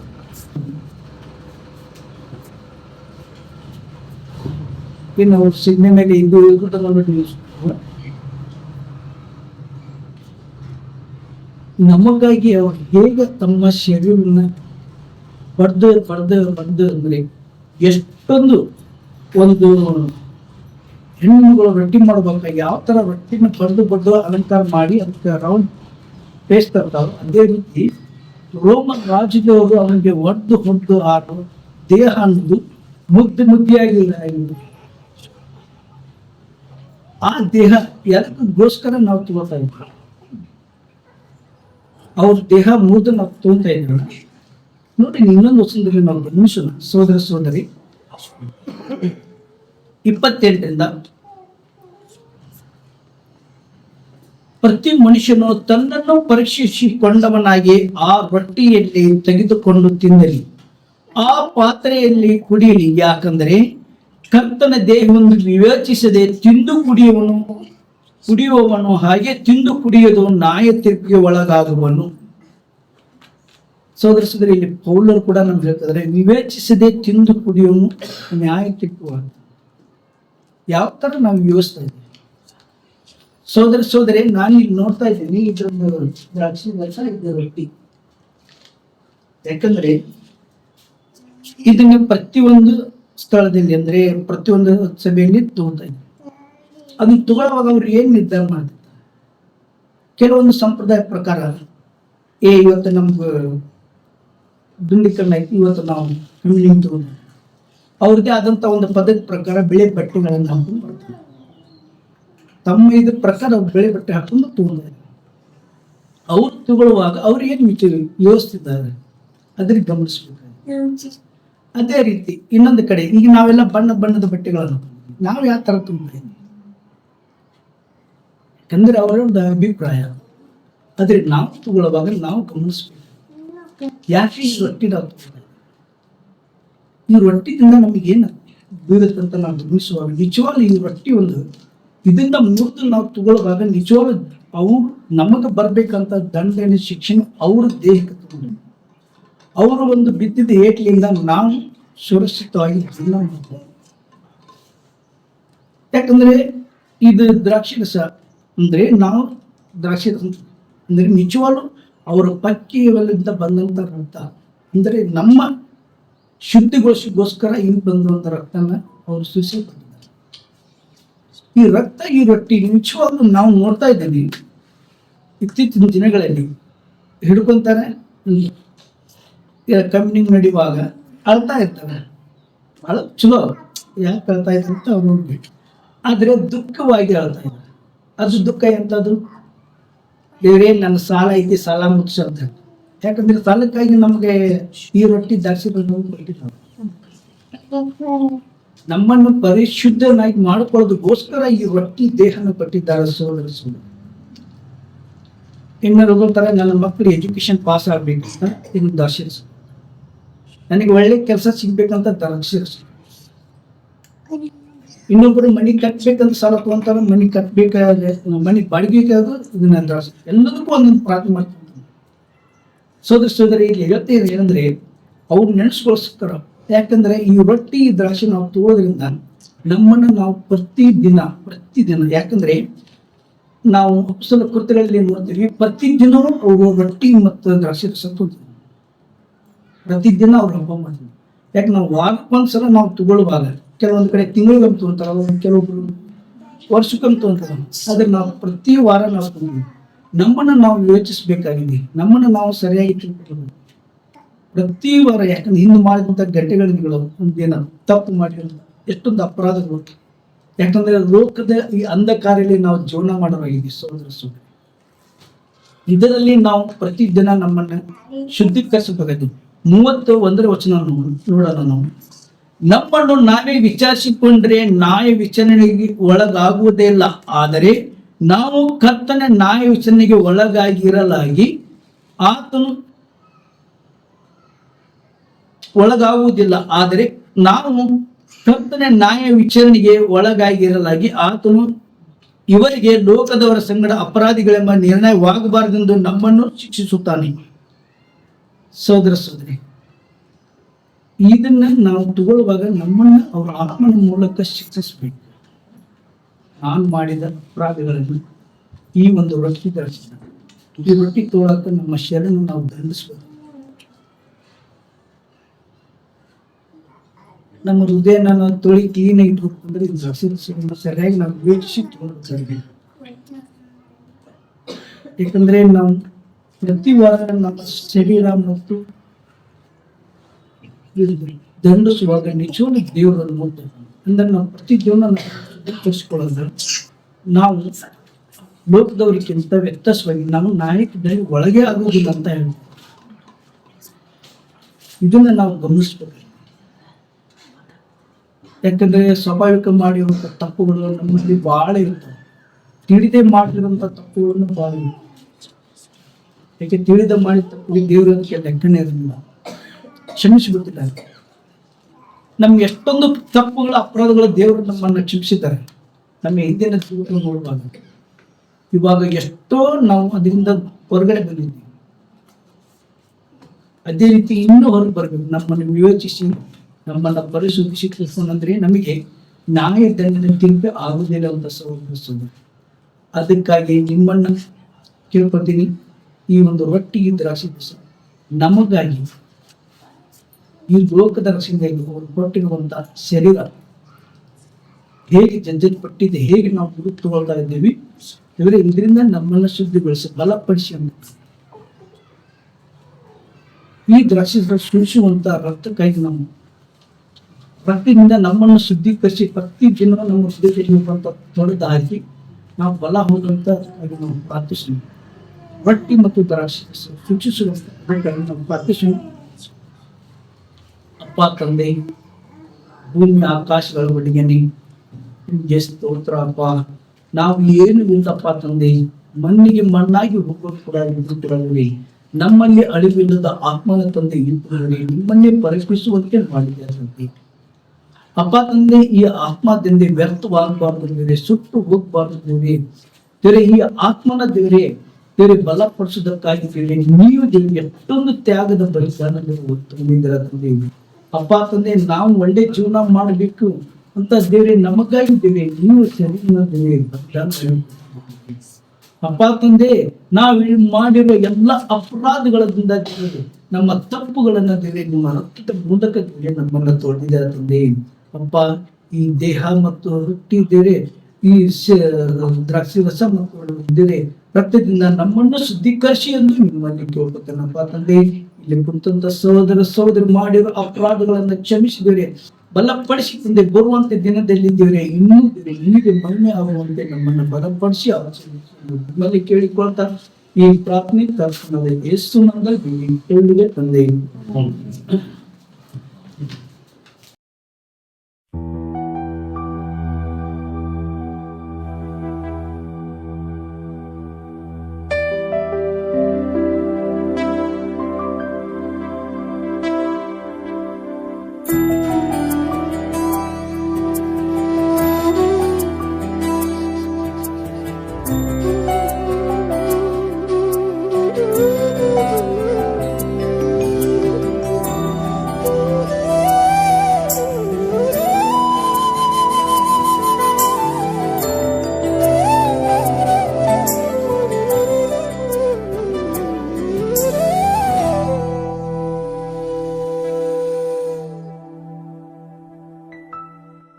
ನೀ ನನ್ನ ಆಶ್ರಯವು,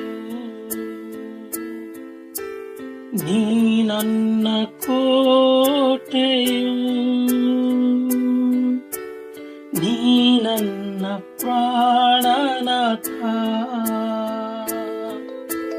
ನೀ ನನ್ನ ದೇವಾ, ನೀ ನನ್ನ ಆಶ್ರಯವು,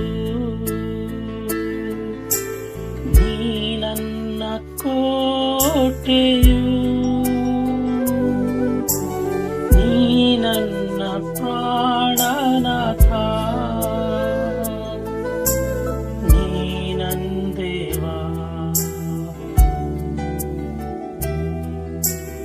ಆರಾಧಿಸುವೆ ಪೂರ್ಣ ಹೃದಯದಿಂದ, ಹರಸಿ ನಿಮ್ಮುಖ ಜೀವಮಾನವೆಲ್ಲ,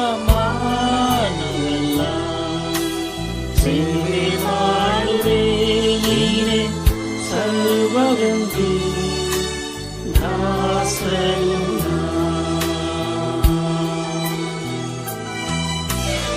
ಆರಾಧಿಸುವೆ ಪೂರ್ಣ ಹೃದಯದಿಂದ, ಹರಸಿ ನಿಮ್ಮುಖ ಜೀವಮಾನವೆಲ್ಲ, ಸೇವೆ ಮಾಡುವೆ ನೀನೆ ಸರ್ವವೆಂದು, ದಾಸನು ನಾ. ದಾಸನು ನಾ ದೇವಾ, ದಾಸನು ನಾ ದೇವಾ, ದಾಸನು ನಾ ದೇವಾ, ದಾಸನು ನಾ.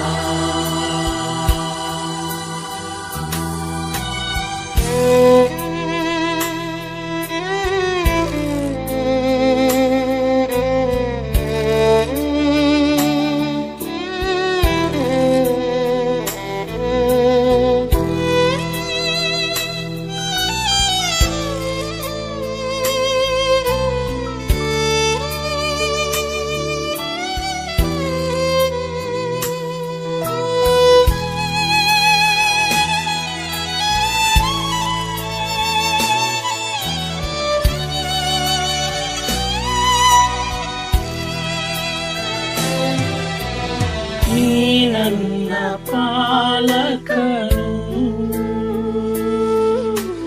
ನೀ ನನ್ನ ಆಶ್ವಾಸನೆ, ನೀ ನನ್ನ ಮುಂಬಲವು, ನೀ ನನ್ನ ದೇವಾ, ನೀ ನನ್ನ ಪಾಲಕನು, ನೀ ನನ್ನ ಆಶ್ವಾಸನೆ, ನೀ ನನ್ನ ಮುಂಬಲವು,